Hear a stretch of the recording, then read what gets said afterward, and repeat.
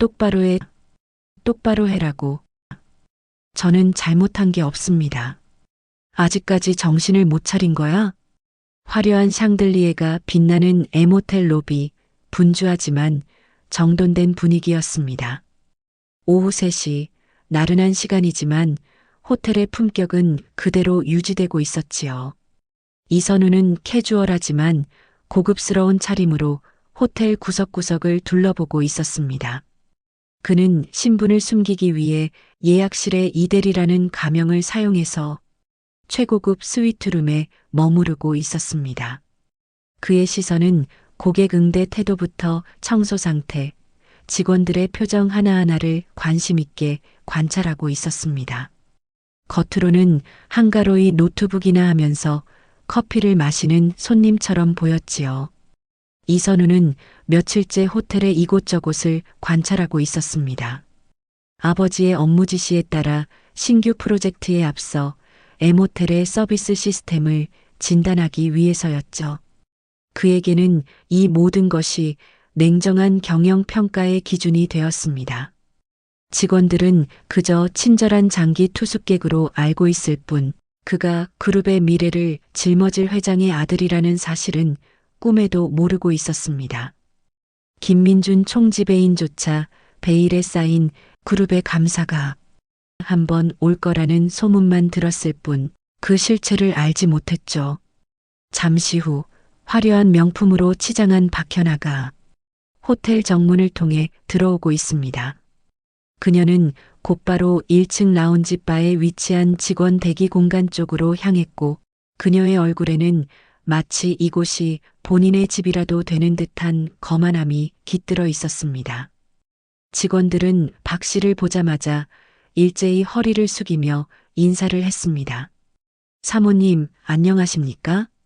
직원들의 태도는 존경보다는 두려움이 섞여 있는 그런 모습이었습니다. 박현아는 이 모든 것을 당연하게 받아들이며 거울에 비친 자신의 모습을 훑어보면서 직원들의 움직임을 못마땅한 표정으로 바라보고 있었습니다. 박현아는 남편이 총지배인이라는 사실을 신분 상승의 증표처럼 여겼습니다. 호텔을 자주 드나들며 직원들에게 본인의 영향력을 과시하곤 했지요. 특히 신입 직원들에게는 더욱 가혹했습니다. 그녀에게 직원들은 봉사해야 할 대상이 아니라 자신의 기분을 맞춰야 할 하인이나 다름없었습니다. 그녀의 콧대는 하늘 높은 줄 모르고 솟아 있었습니다. 라운지바 안쪽 신입 직원 윤아영이 재고 목록을 확인하며 땀을 흘리고 있었습니다. 그녀는 며칠 전 박 씨에게 음료를 늦게 가져왔다는 이유로 공개적으로 질책을 당했었지요. 박현아는 윤아영을 보자마자 매의 눈빛으로 그녀의 복장과 태도를 스캔하였습니다. 윤아영은 순간 얼어붙어 하던 일을 멈추고 말았습니다. 사모님 뭐 찾으시는 거 있습니까? 박 씨의 등장만으로도 평화로웠던 일상에 팽팽한 긴장감이 감돌기 시작한 것이죠. 박현아는 그녀에게 다가가며 입가에 비릿한 미소를 지었습니다. 그 이후 평화로운 일상은 균열이 갈 것이라고 아무도 눈치채지 못했습니다. 박현아는 차갑고 낮은 목소리로 말했습니다. 윤아영 씨, 지난번 실수에 대해 반성하는 기미가 전혀 안 보이는 것 같네요. 정신교육이 더 필요할까요? 죄송합니다, 사모님. 더 신경 쓰겠습니다. 윤아영은 떨리는 목소리로 대답했습니다. 그 순간 이선우는 이 모든 상황을 멀리서도 예리하게 포착하고 있었습니다. 그는 직원의 태도가 아닌 직원을 대하는 한 여성의 오만한 태도에 주목하고 있었습니다. 그의 표정은 순간적으로 차갑게 굳어졌고 호텔의 고객 만족도를 저해하는 것은 외부의 적이 아니라 내부에 도사리고 있는 오만과 독선이라는 것을 직감적으로 깨닫게 되는 순간이었습니다. 평화로운 오후 내내 M호텔 라운지 바는 평소와 다름없이 우아한 음악이 흐르고 있었습니다. 그러나 박현아가 등장한 이후 그 우아함 속에는 묘한 긴장감이 흐르고 있었지요. 윤아영은 박현아의 질책에 어깨를 움츠린 채 가까스로 자신의 자리로 돌아와 음료를 준비하고 있었습니다. 하지만 그녀의 손은 미세하게 떨리고 있었고 작은 실수라도 할까봐 잔뜩 경직되어 있었습니다. 박현아는 윤아영의 그런 모습을 보면서 비웃듯이 코웃음을 치며 혼잣말을 합니다. 저런 덜 떨어진 직원이 내 남편의 호텔에 있다니. 또다시 그녀는 주변을 둘러보며 자신의 위세를 과시할 다음 대상을 찾고 있습니다. 그러다 우연히 이선우가 앉아있는 테이블을 보게 됩니다. 이선우는 여전히 노트북을 보고 있었지만 그의 시선은 라운지바 전체를 예리하게 훑고 있었습니다. 박현아는 그런 그를 그저 한가한 손님 정도로 치부하고 지나쳤지요. 박현아는 윤아영에게 다가가 쟁반 위에 놓인 컵을 손가락으로 툭 치며 다시 한번 시비를 걸었습니다. 컵이 기우뚱하며 음료가 쟁반 위에 살짝 엎질러졌습니다.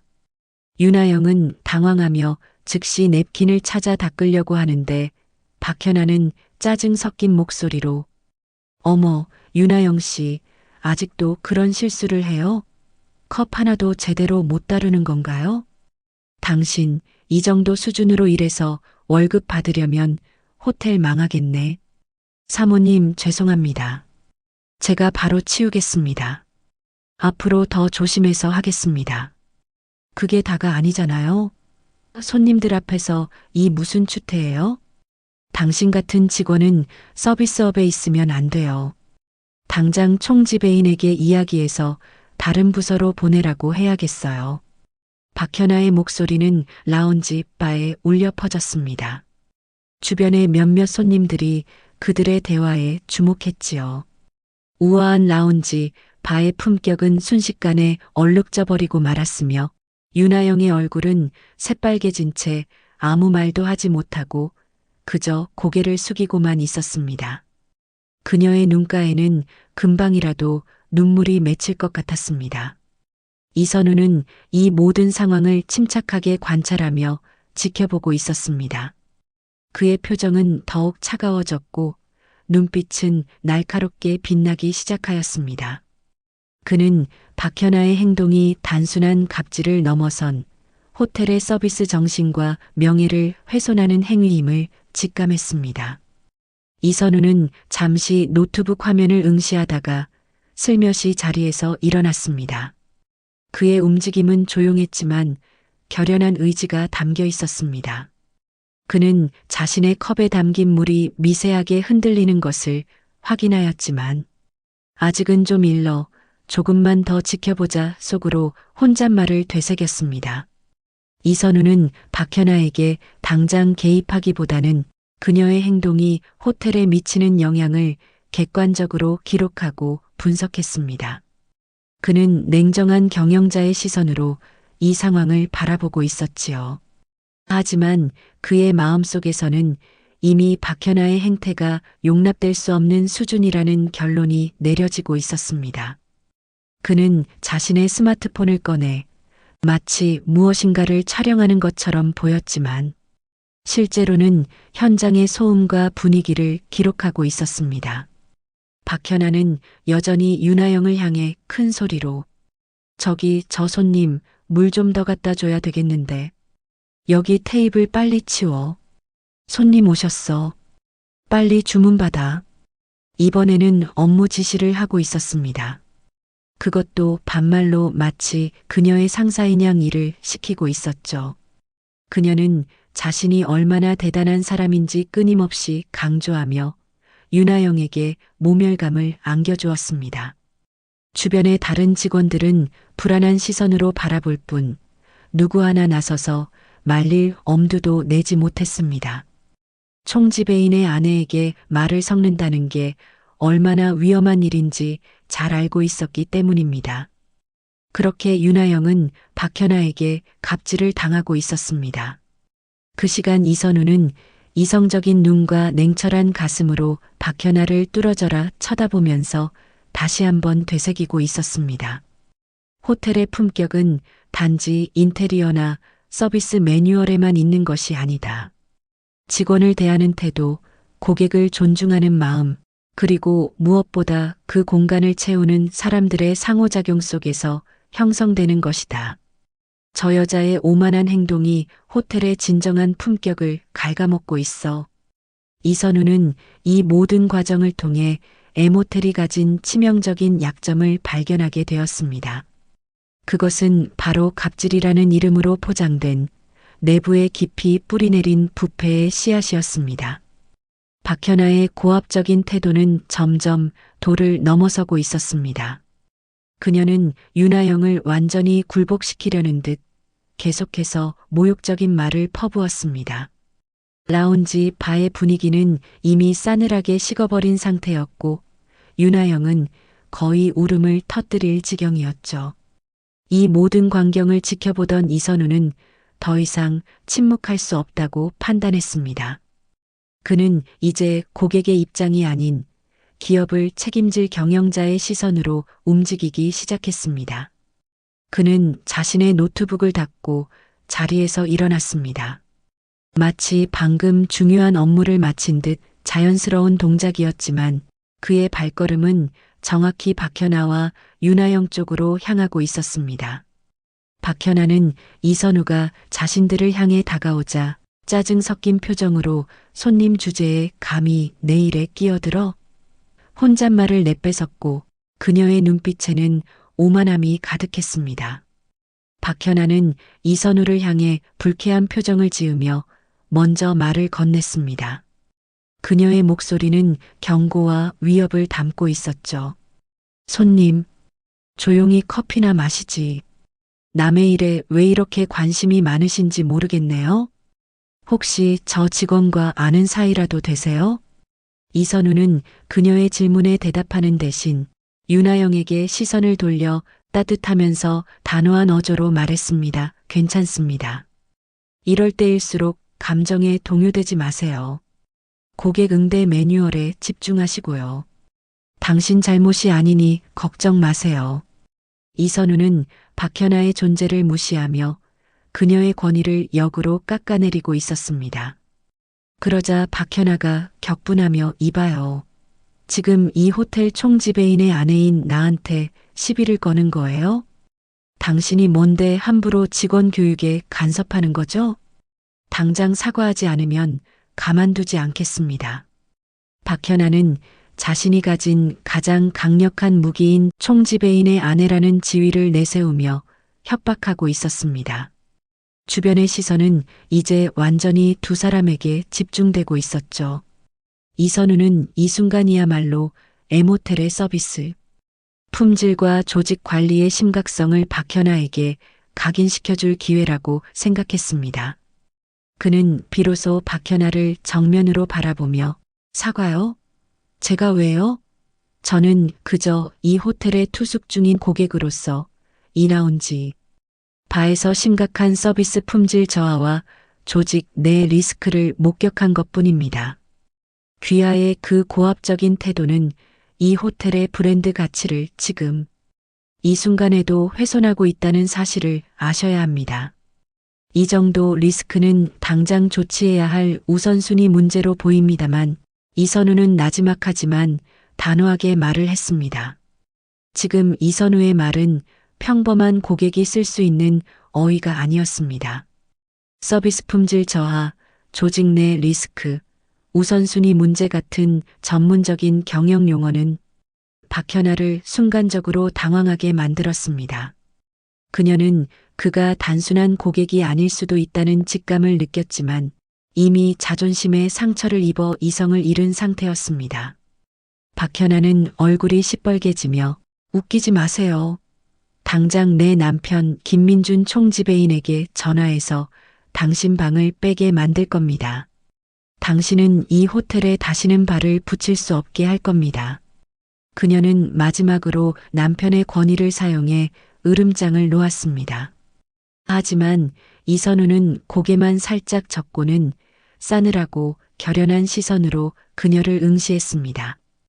그의 눈빛은 당신은 오늘 최악의 실수를 저질렀다고 말하는 듯 했습니다. 그리고 그는 더 이상 말없이 자신의 스위트룸으로 향하는 엘리베이터 쪽으로 발걸음을 옮겼습니다. 뒤돌아가는 그의 뒷모습은 박현아에게 잊을 수 없는 공포의 그림자를 드리우고 있었지요. 사건이 발생한 직후 박현아는 분노에 찬 채 총지배인 사무실로 직행했습니다.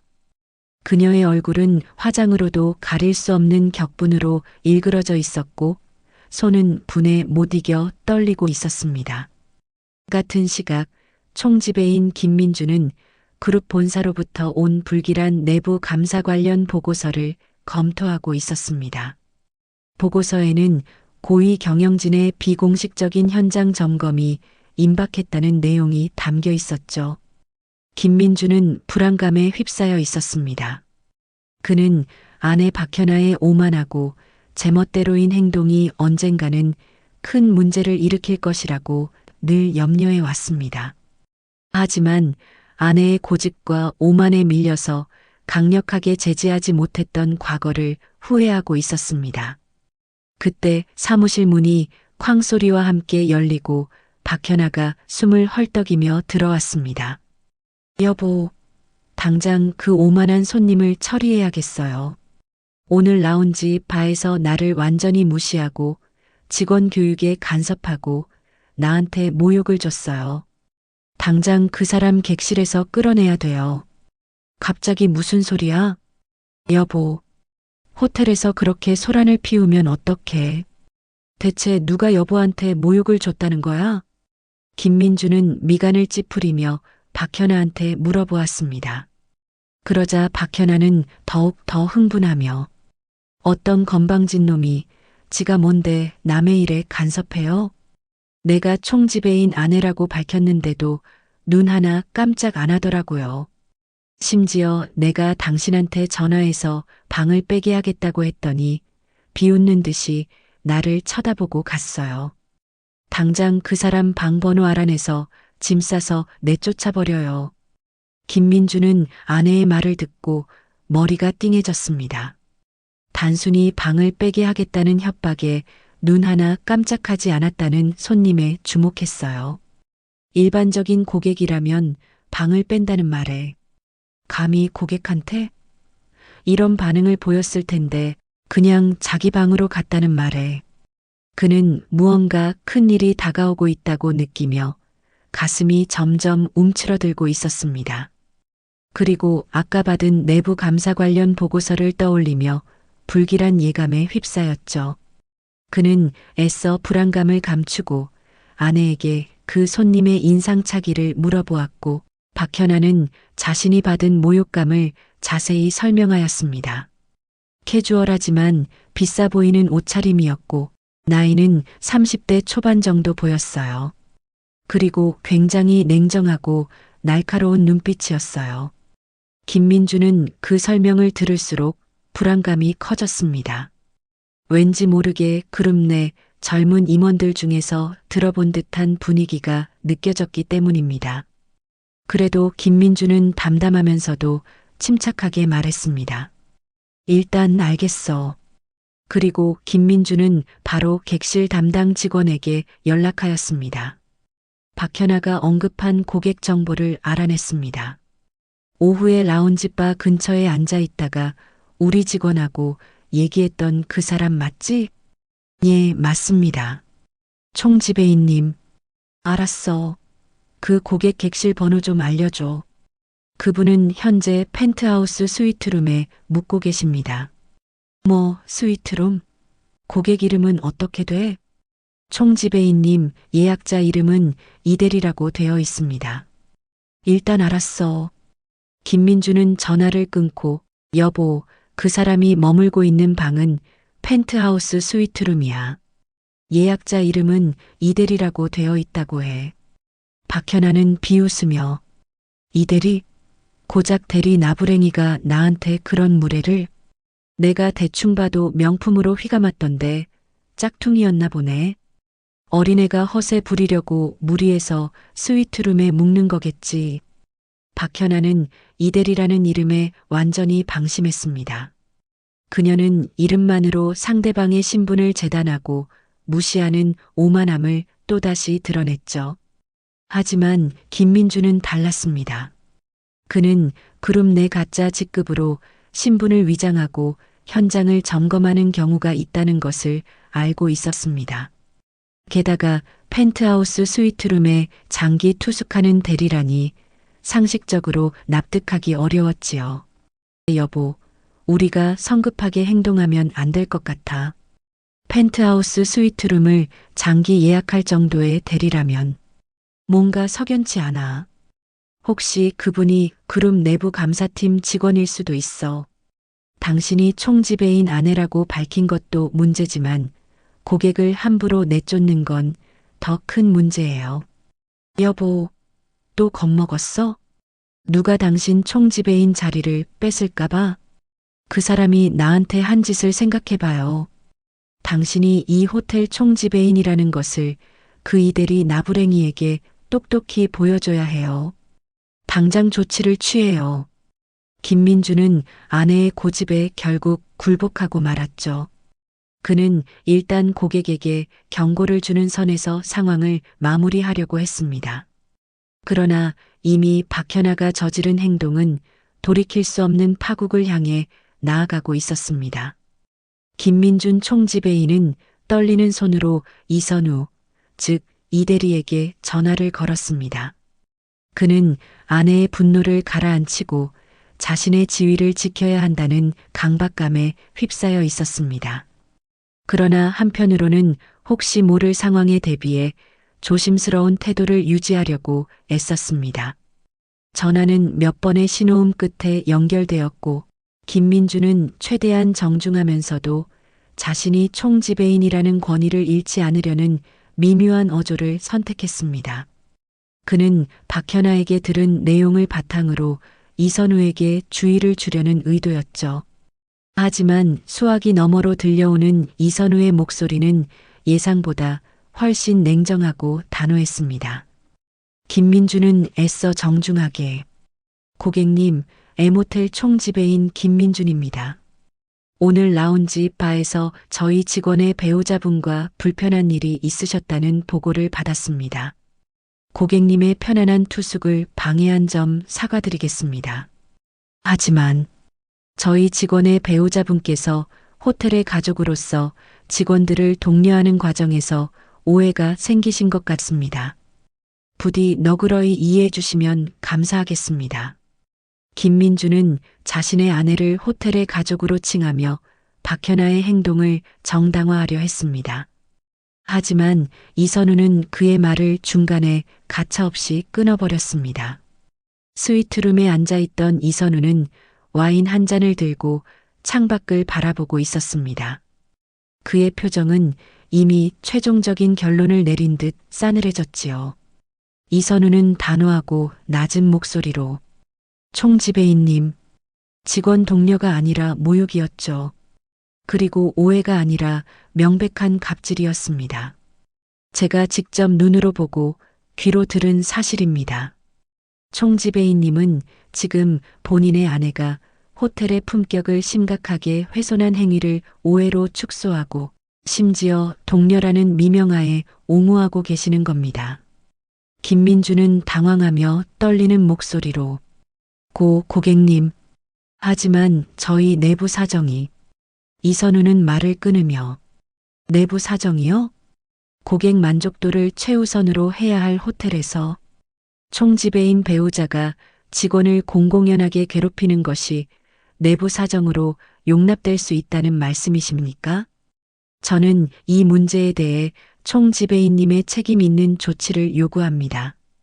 이대로 덮고 가실 문제는 아니라고 봅니다. 이선우의 어조는 더 이상 단순한 고객의 불만이 아니었습니다. 그것은 곧 조직 전체의 비효율과 부패를 지적하는 경영자의 강력한 경고였습니다. 김민주는 등골이 오싹해지는 것을 느꼈습니다. 책임 있는 조치라는 단어는 그에게 엄청난 압박감으로 다가왔습니다. 그는 신분을 숨긴 감찰관이 틀림없다고 확신했습니다. 그때 뒤에서 듣고 있던 박현아가 흥분하면서 김민준의 팔을 붙잡고 속삭였습니다. 여보, 당장 끊어버려요.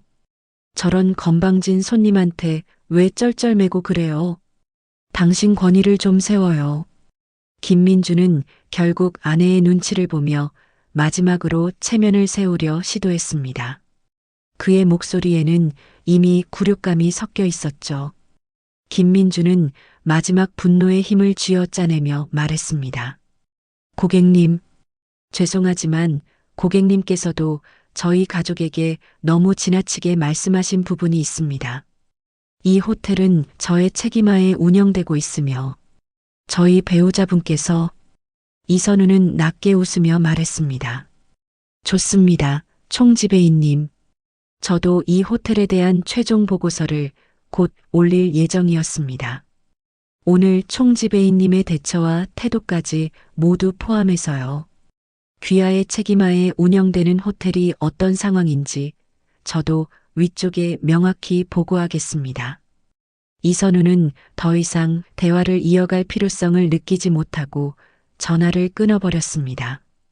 그의 손에는 여전히 와인잔이 들려 있었지만 그의 눈빛은 이미 결제 서류를 검토하는 냉철한 회장 아들의 모습이었습니다. 그는 더 이상 이대리가 아니었습니다. 전화를 끄는 김민주는 새파랗게 질린 얼굴로 박현아를 바라보았고 그의 눈에는 절망과 분노가 교차했습니다. 전화가 끊긴 후 김민준 총지배인의 사무실에는 무거운 침묵이 감돌았습니다. 박현아는 이선우의 마지막 경고에 대해 전혀 심각성을 느끼지 못한 채 오히려 남편에게 잘했다고 독려했습니다.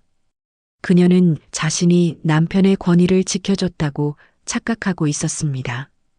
박현아는 통화 내용을 듣고도 상황 파악을 전혀 하지 못했습니다. 그녀는 그저 이대리라는 허세 부리는 고객을 깔끔하게 처리했다고 생각했습니다. 하지만 김민주는 달랐습니다. 그의 얼굴은 잿빛으로 변해 있었고 이마에는 식은땀이 흘렀습니다.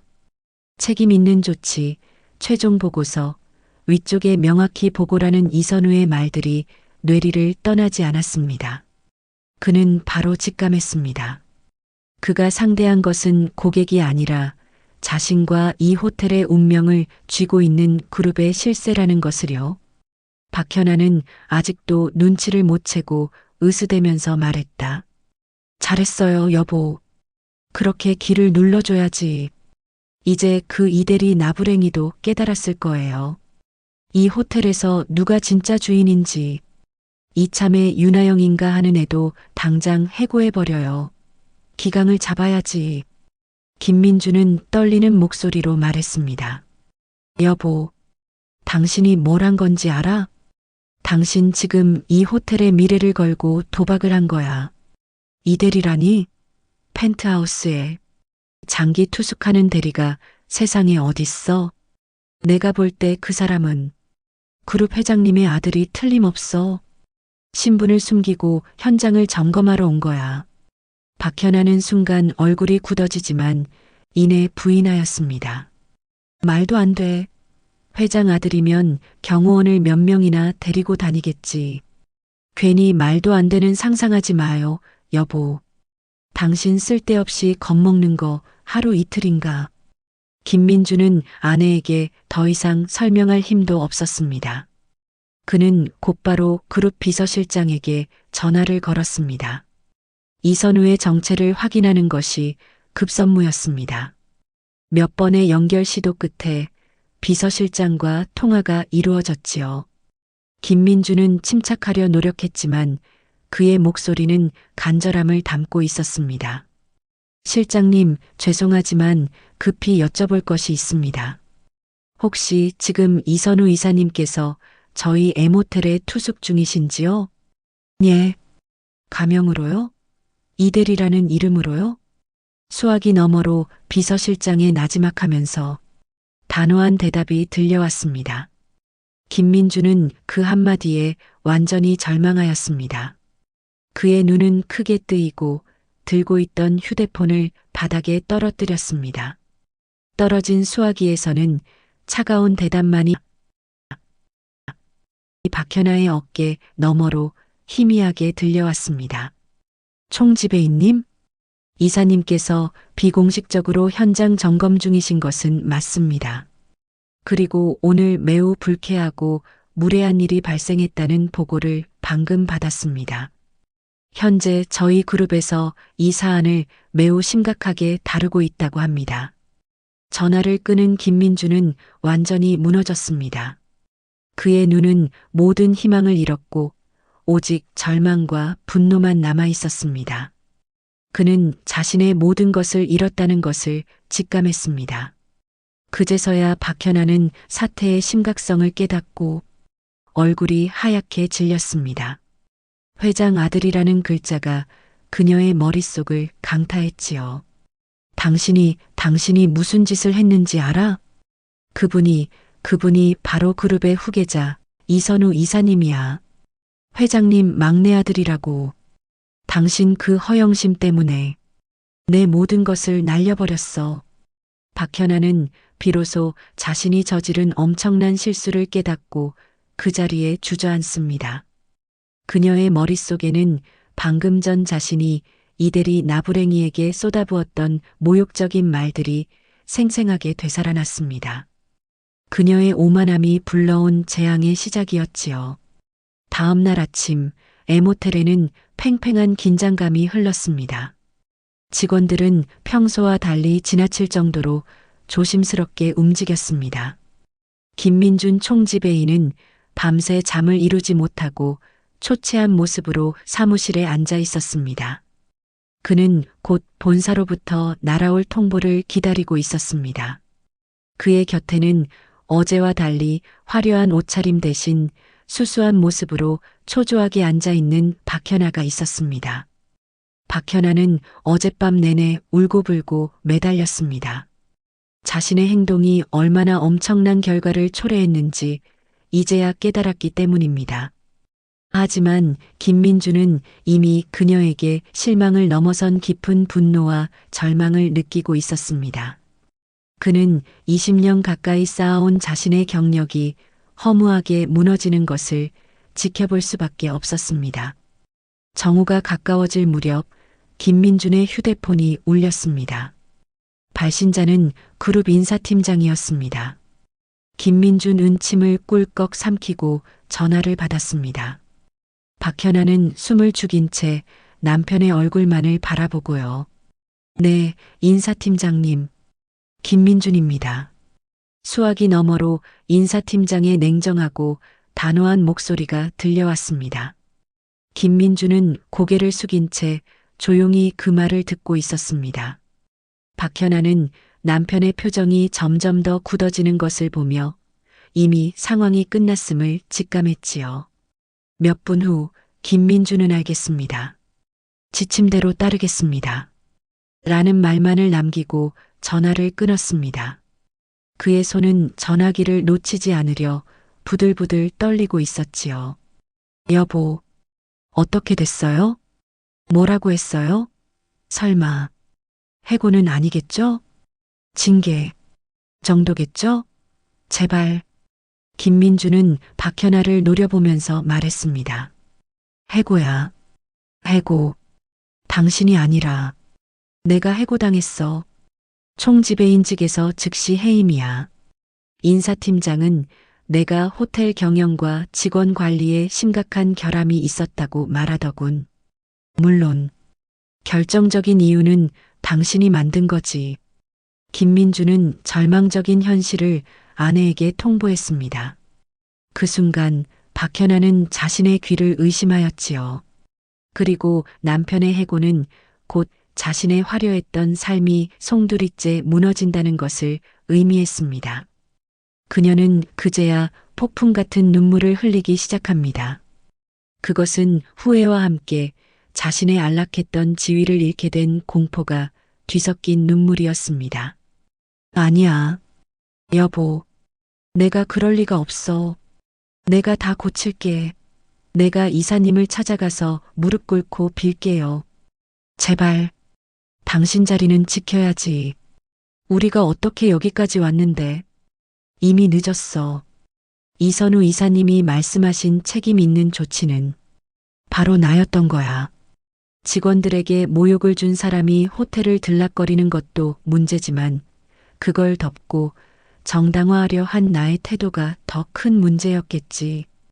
회장 아들 앞에서 당신 허영심 부리다가 우리 둘 다 바닥으로 떨어진 거야. 김민주는 자신의 짐을 챙겼습니다. 그의 움직임에는 미련이나 분노보다는 깊은 체념만이 남아 있었지요. 박현아는 그 자리에 주저앉아 눈물로 범벅이 된 얼굴로 울부짖었습니다. 그녀의 눈에 비친 사무실은 이제 더 이상 권위의 공간이 아닌 자신의 어리석음이 낳은 비극의 현장이었습니다. 김민준 총지배인이 짐을 싸서 호텔을 떠나는 모습은 많은 직원들에게 충격을 안겨주었습니다. 그가 떠나는 복도에는 무거운 침묵만이 감돌았습니다. 직원들은 그의 해고가 전적으로 총지배인 사모의 갑질 사건 때문이라는 소문을 이미 알고 있었습니다. 권위를 이용해 남을 괴롭히던 사람들의 몰락은 직원들에게 일종의 카타르시스를 선사했습니다. 김민주는 호텔을 나서는 순간 고개를 들지 못했습니다. 그의 곁에는 박현아가 없었습니다. 그녀는 자신의 오만한 행동이 초래한 결과를 뼈저리게 느끼며 호텔 근처에 얼씬도 하지 못하고 있었습니다. 김민주는 마지막으로 호텔 입구를 돌아보았습니다. 화려한 외관은 그대로였지만 그에게는 이제 이 모든 것이 과거의 영광이자 고통스러운 기억일 뿐이었습니다. 며칠 후 M호텔에는 새로운 변화의 바람이 불어왔습니다. 그룹 본사에서 파견된 젊고 유능한 신임 총지배인이 부임했습니다. 그리고 그와 함께 이선우 이사의 현장 점검 보고서를 기반으로 한 강도 높은 서비스 혁신 작업이 시작되었습니다. 가장 먼저 이루어진 변화는 직원 복지와 근무 환경 개선이었습니다. 특히 라운지바 직원 윤하영 씨는 이선우 이사의 보고서에 언급된 공로를 인정받아 정식 직원으로 승진되었습니다. 그녀는 며칠 전 라운지 바에서 이선우 이사를 마주쳤습니다. 그때의 그는 더 이상 평범한 이대리가 아니었습니다. 그는 윤하영을 보자 미소를 지으며 따뜻한 격려의 말을 건넸습니다. 윤하영 씨, 지난번 일로 많이 놀랐을 텐데 꿋꿋하게 자리를 지켜줘서 고맙습니다. 호텔의 진정한 가치는 훌륭한 직원들에게서 나옵니다. 앞으로도 자신감을 가지고 일해 주십시오. 이사님, 감사합니다. 이제는 정말 편하게 즐겁게 일할 수 있을 것 같습니다. 이선우 이사는 M호텔을 떠나기 전 마지막으로 라운지 바를 둘러보았습니다. 라운지 바는 예전과 다름없이 우아한 음악이 흐르고 있었지만 그 분위기는 확연히 달라져 있었습니다. 직원들의 얼굴에는 생기가 돌았고 고객을 대하는 태도에는 진정한 존중이 담겨 있었습니다. 박현아의 오만함으로 얼룩졌던 호텔의 품격은 이제 회장 아들의 단호한 결단으로 회복되고 있었습니다. 그날 저녁 이선우 이사는 본사로 돌아가는 차 안에서 아버지인 그룹 회장님에게 최종 보고서를 보냈습니다. 보고서의 마지막 문장은 간결했지만 강력했습니다. M호텔 내부의 고질적인 갑질 문화와 경영진의 방만한 대처는 해결되었습니다. 이제 새로운 서비스 시스템으로의 전환을 시작할 때입니다. 총지배인의 아내라는 지위를 악용해 남을 괴롭히던 박현아의 오만함은 결국 남편의 직위까지 잃게 만드는 파국을 불렀습니다. 회장 아들이라는 신분을 숨기고 호텔을 찾았던 이선우 이사의 단호한 결단은 불의와 오만을 용납하지 않는다는 분명한 메시지를 남겼습니다. M호텔은 그렇게 다시 진정한 품격과 새로운 시작을 맞이하게 되었습니다.